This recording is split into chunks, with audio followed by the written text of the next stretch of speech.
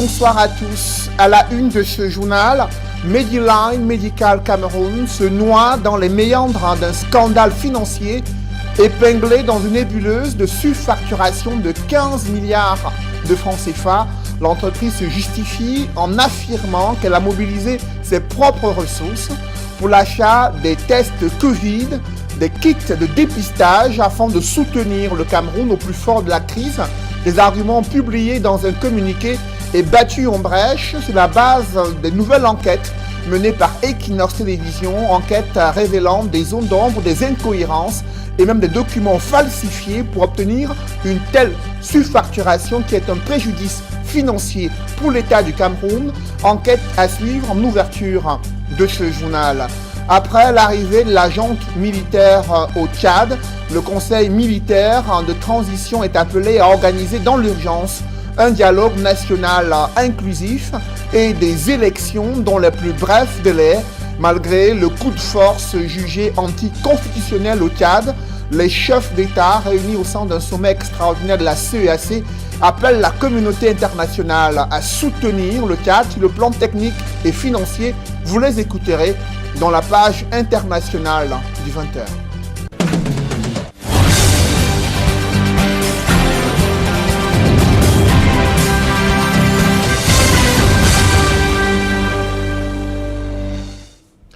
Merci de suivre cette édition complète de l'information sur Equinox Télévision.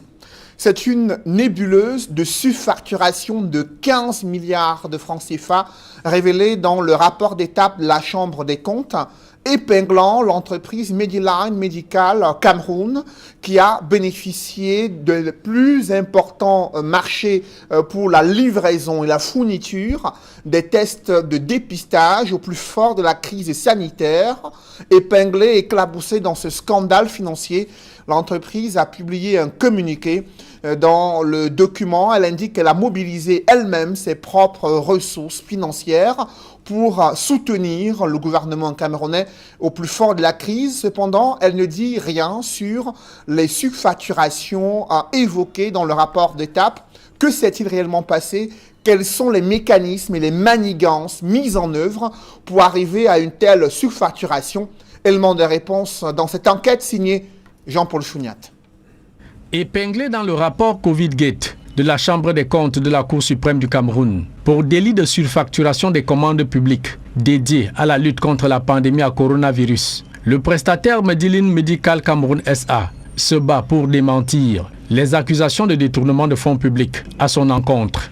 Dans son communiqué datant du 1er juin 2021, le président du conseil d'administration de cette entreprise déroule les transactions commerciales et financières menées de concert avec le ministère de la Santé publique. Dans cette opération qui lave, le Sud-Coréen Sang Kim-yu reconnaît que son entreprise a touché le montant de 24 milliards 500 millions de francs CFA. Mais toute honte but, le Coréen réclame encore un impayé de 8 milliards 557 millions de francs, soit 32 milliards 557 millions de francs arrachés de gré à gré sur les 46 milliards de francs CFA de dotation du FMI au ministère de la Santé publique. Puis encore, pour une entité sans le moindre franc CFA sur son compte bancaire, depuis sa création en 2017 jusqu'à la signature des premiers contrats en juin 2020. Parcourant mot par mot le communiqué de l'accusé, Medline Medical Cameroun SA esquive la surfacturation querellée qui a dépouillé 15 milliards de francs CFA à l'État du Cameroun. D'après nos investigations dans le sable mouvant du Covid-Gate, 60 à 70 personnes ont été déployées pour tirer au clair toute cette sulfureuse affaire. De sources bien introduites, des esprits véreux au ministère de la Santé publique ont même falsifié la mercuriale arrêtée de commun accord avec le ministère du Commerce. Une information confirmée sous anonymat par des collaborateurs du ministre Luc Magloire Mbarga Tangana. Le prix d'un kit de 25 tests Covid fixé à 17 500 francs CFA a plutôt été vendu à ce prix-là à l'unité à l'État du Cameroun pour une surfacturation de 15 milliards de francs CFA spoliés au trésor public sur la commande de 3 millions de tests. Les enquêteurs de la Chambre des comptes peinent donc à comprendre comment le ministère de la Santé publique a marché sur les offres d'autres fournisseurs, facturant le test au prix unitaire de 6 000 francs CFA. Deuxième zone d'ombre, dans les tentatives d'explication à la coréenne de Medline Medical SA, le marché des ambulances. passé en procédure d'urgence en 2020 au regard des ravages du Covid sur les populations camerounaises. Aucune sirène d'ambulance n'a jusqu'ici retenti devant les services de Manaouda Malachi, après le paiement de 880 millions de francs CFA, révélait déjà la Chambre des comptes dans son rapport d'étape. Facturé à 55 millions de francs CFA l'ambulance par Medilline Medical SA, les cerveaux du ministère de la Santé publique avaient craché sur l'offre d'un concessionnaire camerounais proposant la même ambulance avec les mêmes caractéristiques à 16 millions de francs CFA transport inclus. Dans les eaux contaminées de la Covid-19 aux variants diplomatiques, l'ambassadrice de Corée du Sud au Cameroun, visitant le siège de Medilline Medical Cameroun SA, déclarait que son pays était aux côtés du Cameroun pour l'aider à vaincre le coronavirus. Un partenariat de dupes qui, au final, a fait perdre plus d'une dizaine de milliards de francs CFA au Cameroun. Medilline Medical Cameroun SA croit avoir dit sa part de vérité depuis Séoul. Mais le rapport final de la Chambre des comptes de la Cour suprême reste attendu pour dégager les responsabilités des cadres du ministère de la Santé publique dans le dénouement de ce feuilleton qui n'a pas encore livré tous les secrets du Covid-Gate. Affaire à suivre. Une certaine industrie du divertissement est florissante au Cameroun. Dans les centres urbains et les zones résidentielles, des snacks, discothèques, cabarets et buvettes sont aménagés au grand plaisir des noctambules, mais cela provoque également d'importantes nuisances sonores et augmente le risque d'insécurité. Illustration à Yaoundé, là où est construit un cabaret au lieu dit entrée Koweït City. Ce cabaret essuie les foudres des riverains dénonçant des nuisances sonores de jour en jour.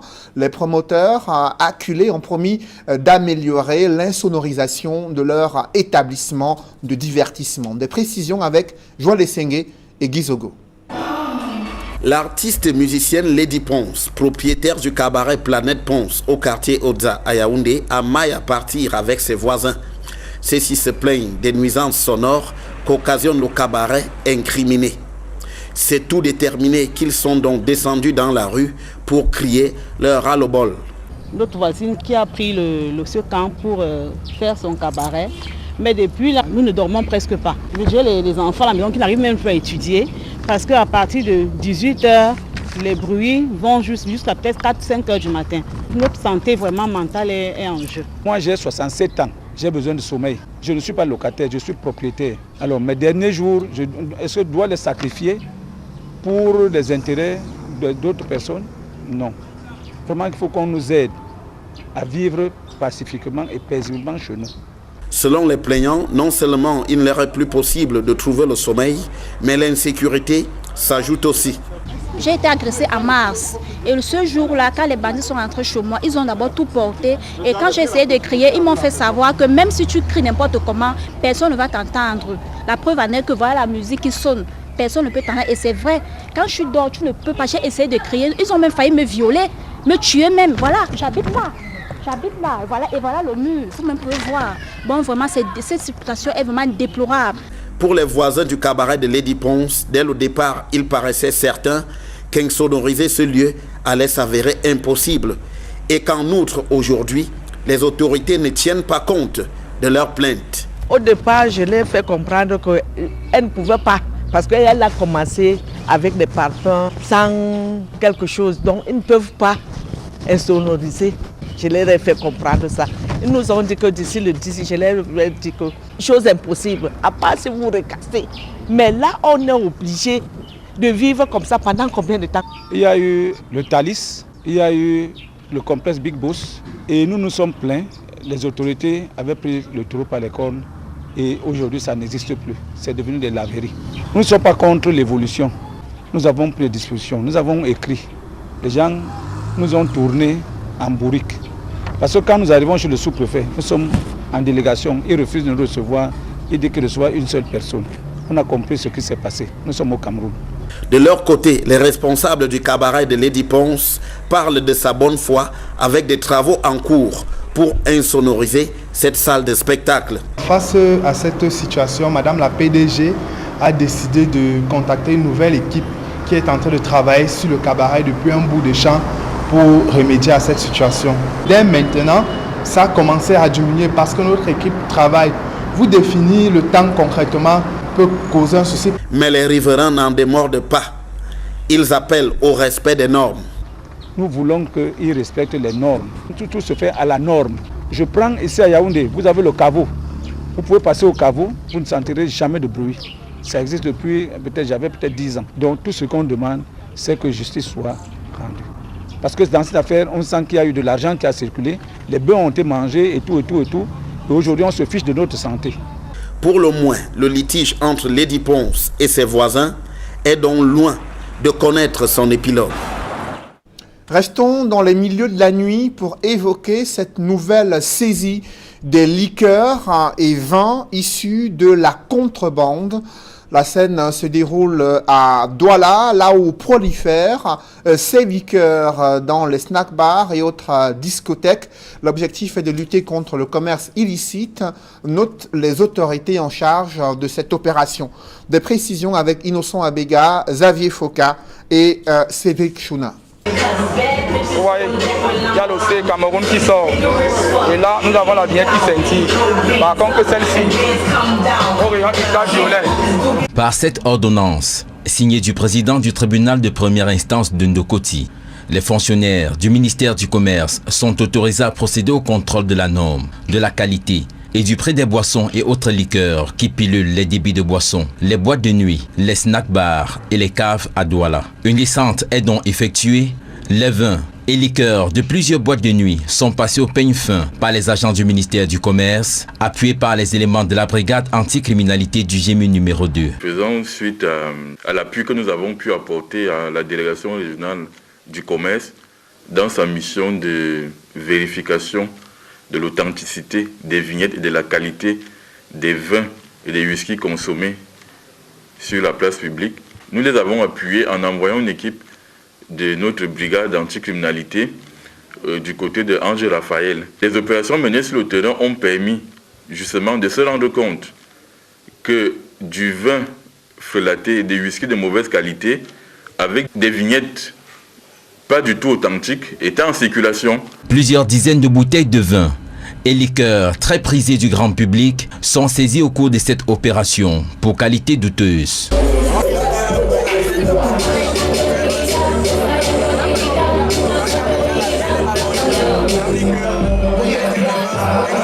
Sous réserve de la présentation des documents, nous procédons d'abord à une saisie réelle des produits incriminés, en attendant que ces derniers apportent des documents justificatifs sur les différents produits, c'est-à-dire les différentes factures d'achat et les différents certificats de conformité. Cette opération, initiée par le ministère du Commerce et appuyée par la brigade anticriminalité, vise un double objectif.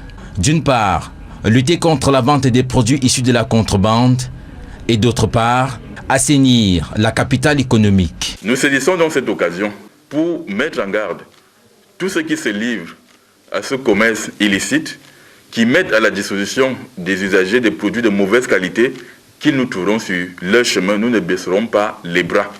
Nous continuerons notre appui à la délégation régionale du commerce en vue de l'assainissement de ce secteur où la mauvaise qualité semble vouloir faire le lit. Alors que des investigations se poursuivent pour démanteler le réseau des personnes impliquées dans le commerce des produits douteux et frauduleux, le mal tend à prendre de l'ampleur. On a encore en mémoire la découverte il y a quelques jours seulement au quartier Nouvelle à Douala d'une sorte d'usine de fabrication de bière dans son domicile privé. L'ère de la digitalisation souffle sur la Direction générale des impôts, engagée depuis plusieurs années dans une stratégie de modernisation de l'administration fiscale. À l'ère des nouvelles technologies de l'information et de la communication, les agents des impôts, des contribuables, sont formés sur les réformes en cours dans ce secteur, notamment la digitalisation des procédures et les nouvelles modalités de paiement des impôts et taxes. Après l'étape de Fou, la ville des Bolova dans le sud a abrité un atelier sur la téléprocédure et la télédéclaration, de nouveaux modes de paiement en ligne via le site internet des services des impôts. Ces nouveaux modes visent à la décongestion des services souvent bondés et les risques de corruption et de monnayage. L'objectif également est de sécuriser les transactions financières. À cet effet, Je vous invite à suivre tour à tour Roger Meillon-Abat, représentant du directeur général des impôts et l'un des agents participant à cet atelier. Aujourd'hui, le contribuable 24 heures sur 24 peut faire sa déclaration et payer ses impôts à partir de son domicile, à partir de son bureau. Même dans sa voiture aujourd'hui, un contribuable est capable d'accomplir ses obligations fiscales qui sont l'obligation de déclaration et l'obligation de paiement. Le gain que l'administration espère, c'est bien évidemment l'élargissement de l'assiette. Parce qu'on a vu que ces procédures qui à certains moments étaient tracassières, limitaient un peu, décourageaient un peu les contribuables. Une formation comme celle que nous avons eue aujourd'hui était très attendue parce qu'elle permet de dématérialiser le processus. Il n'y a pas longtemps, nos bureaux étaient bondés de documents, des archives, mais aujourd'hui, à partir d'un clic internet informatique, on peut avoir toutes ces archives et on peut aussi mieux les partager. Ça permet en même temps de décongestionner le système pour qu'on puisse gagner en temps, les contribuables, les usagers, et puissent remplir leurs obligations fiscales, même étant à la maison, en autant qu'il y ait un accès au réseau, que ce soit téléphonique et électrique aussi.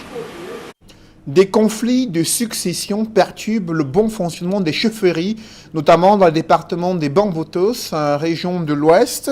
Au cours d'un récent séjour dans le groupement Babete, le préfet du département de Bambutos a confronté en public 2 personnes qui se disputent un trône. Le film de cette scène rocambolesque, c'est dans ce reportage signé Raphaël Tcheko et Vivien Tonfac. Je suis Etapa François, préfet du département de Bambutos. Toi, tu es qui? Ouais. Je me nomme Saapol. Oui. Héritier de mon père décédé en 1960. Samoïse. Oui. Dit Fondongat. Oui. Sous-chef du village Babete. Je succède mon père décédé en 1991. Oui. Il était chef du village Zenepa. Cette scène n'est pas une représentation théâtrale. Publiquement, le préfet du département des Bambutos confronte ces 2 hommes qui se prévalent du titre d'héritier légitime du trône de la chefferie de 3e décret de Zenepa dans le groupement Babete. Mon père était le chef du village. Et après le truc de 1960, il a été assassiné. Bien sûr que j'étais encore gosse, je ne suis jamais rentré dans mes droits parce que il y a eu un usurpateur. On m'a arrêté.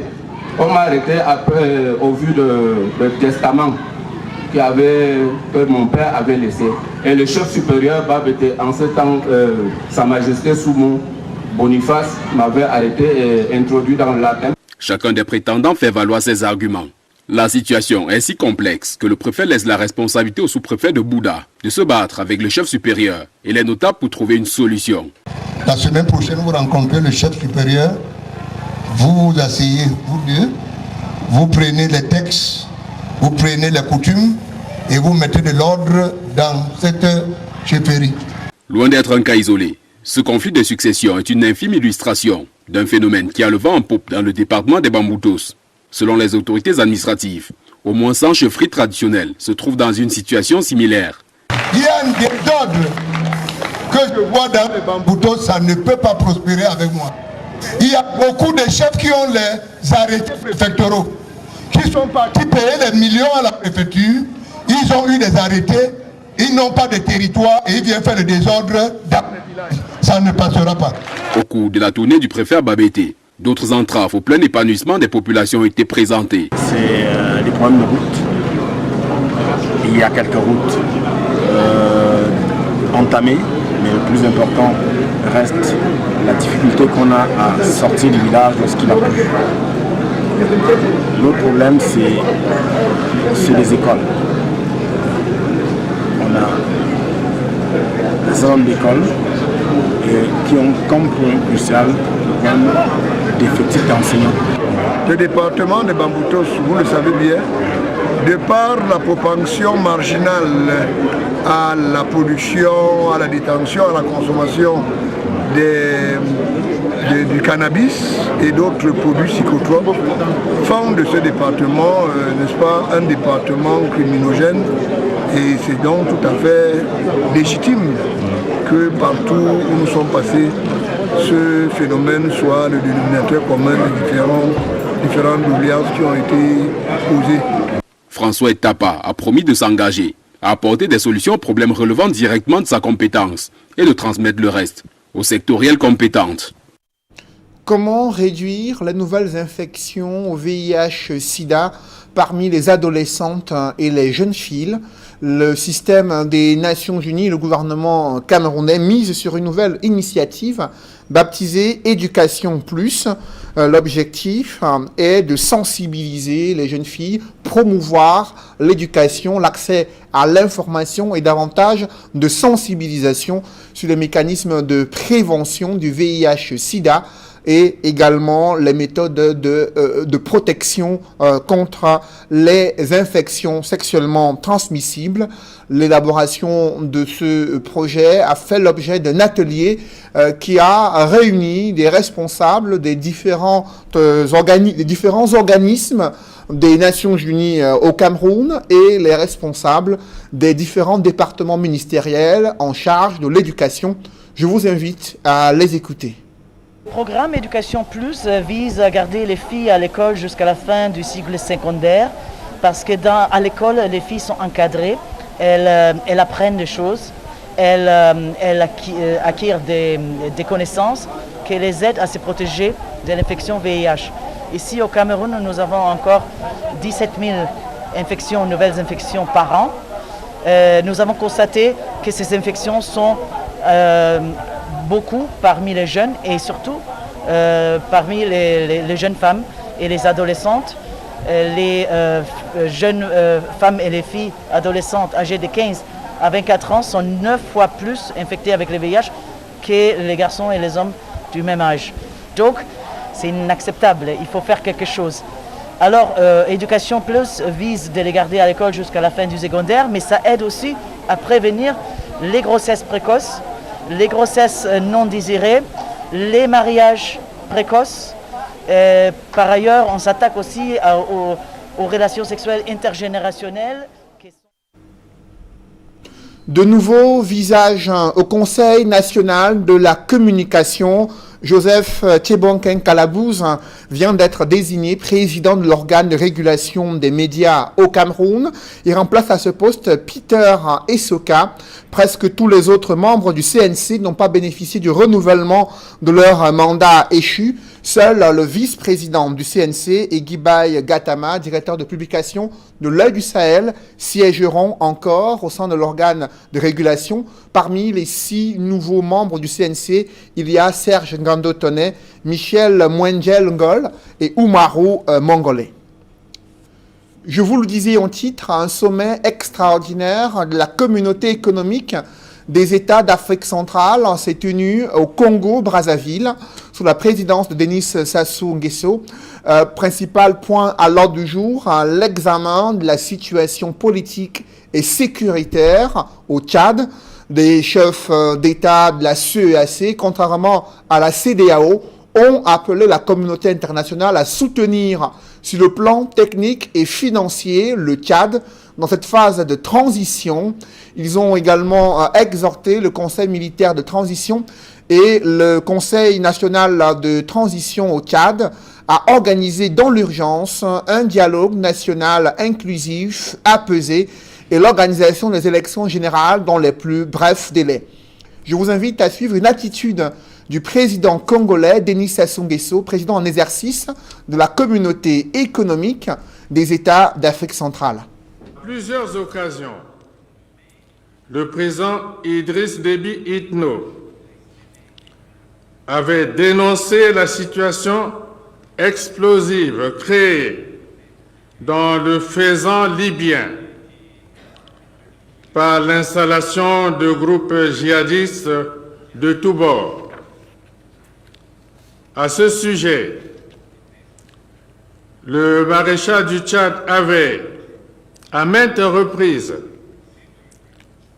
appelé à l'intervention urgente des pays membres du Conseil de sécurité des Nations Unies et de la communauté internationale pour une solution durable à cette crise qui, par ses incidences multiples,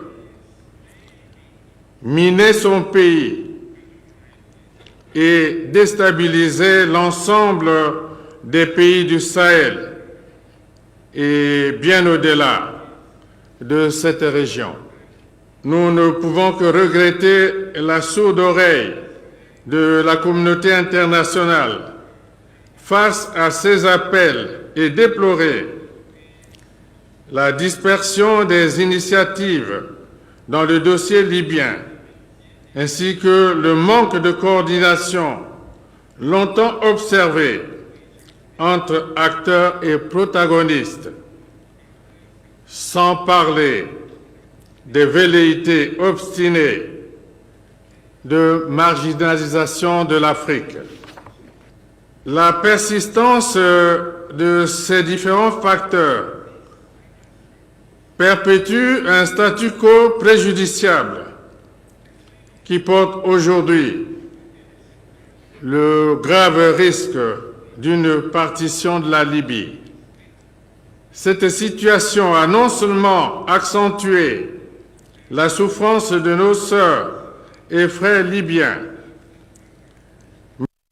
Le président de la République, Paul Biya, et d'autres chefs d'État africains ont signé une tribune dans laquelle ils appellent à un New Deal entre la communauté internationale et l'Afrique, un continent dévasté par les effets économiques de la crise sanitaire. Un New Deal visant à un appel pour plus de financement pour soutenir le secteur privé en Afrique, créer davantage d'emplois après cette vague meurtrière de la pandémie de Covid-19 et son impact négatif sur les économies africaines. Parlons à présent football sur le chemin de la CAN 2022. Faisons escale ce soir en Algérie, un pays sous domination française qui a connu l'exclusion de la pratique du football. Ce sport a pris son essor à la fin du 19e siècle lors de l'arrivée massive des Européens dans 3 colonies, notamment Alger, Oran et Constantine. Immersion dans les débuts du football en Algérie, en Tunisie et au Maroc. C'est dans ce reportage signé Jean-Paul Chouniat. Ce programme vous est offert par Kadibir. Notre patrimoine, c'est vous.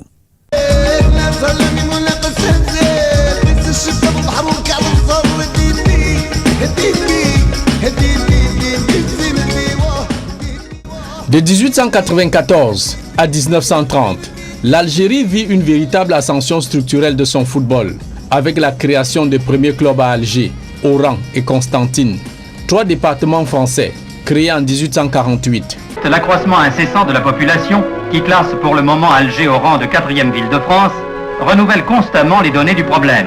Comme toutes les grandes villes d'Algérie, Constantine poursuit un effort de construction qui est en passe de transformer entièrement le visage de l'antique Cirta. Le même effort a porté ses fruits à Oran, où la résorption des bidonvilles est en bonne voie. Cette colonie de peuplement voit débarquer sur le territoire français d'Algérie des centaines de milliers d'Européens en tout début du XXe siècle. Dans leur ADN, 2 passions, le cyclisme et le football. Et d'ailleurs, les premiers stades sont des vélodromes. Et la partie centrale, un grand rectangle vert réservé à la course de 22 bonhommes derrière un ballon de foot. Football de l'Afrique du Nord. En maillot clair, le Sporting Club de Sidi Bel Abbès. En maillot rayé, l'AS Saint-Eugène d'Alger.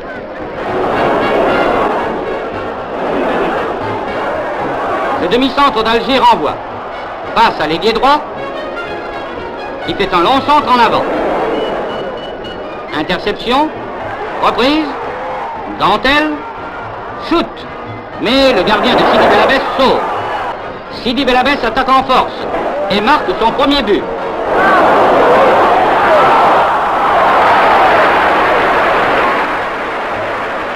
À Oran, dans l'ouest de l'Algérie, voit le jour en 1897 le club athlétique Liberté d'Oran.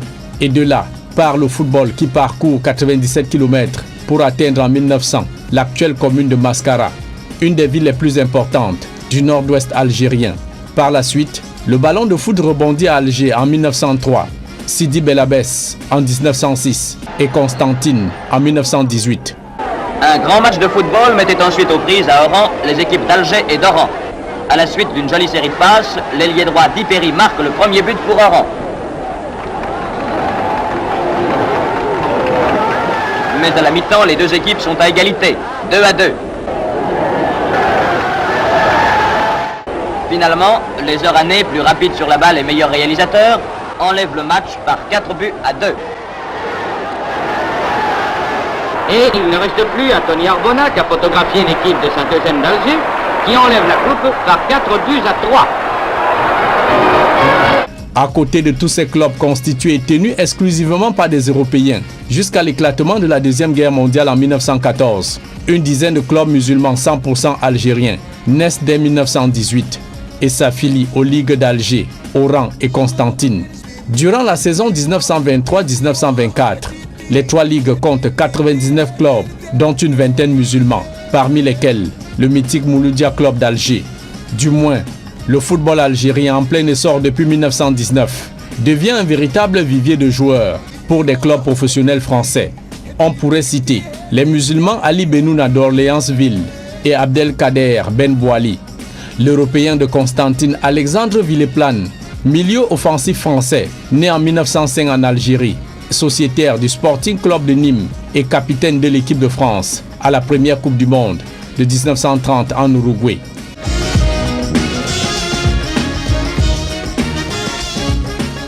Au-delà de l'Algérie, il y a aussi la Tunisie et le Maroc, deux protectorats français où le football se développe au même rythme, avec tout d'abord la création des premiers clubs européens, notamment le Racing Club de Tunis en 1906 et les principaux mythiques clubs musulmans, l'Espérance sportive de Tunis en 1919 et l'Étoile sportive du Sahel en 1925.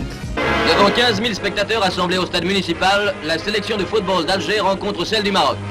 C'est la réhabilitation de leur équipe, rajeunie pour la circonstance, qu'espéraient tous les Algérois qui avaient encore présent la mémoire les derniers exploits du team chérifien. Jusque-là, le football tenu très loin de la politique dans le Maghreb, le premier championnat triangulaire africain se joue en 1919 entre l'Algérie, le Maroc et la Tunisie. Des membres des ligues de football nord-africaines attelés à la Fédération française de football association de l'époque. La colonisation et l'assimilation étaient bien en marche dans le football que dans la politique, l'économie et la culture.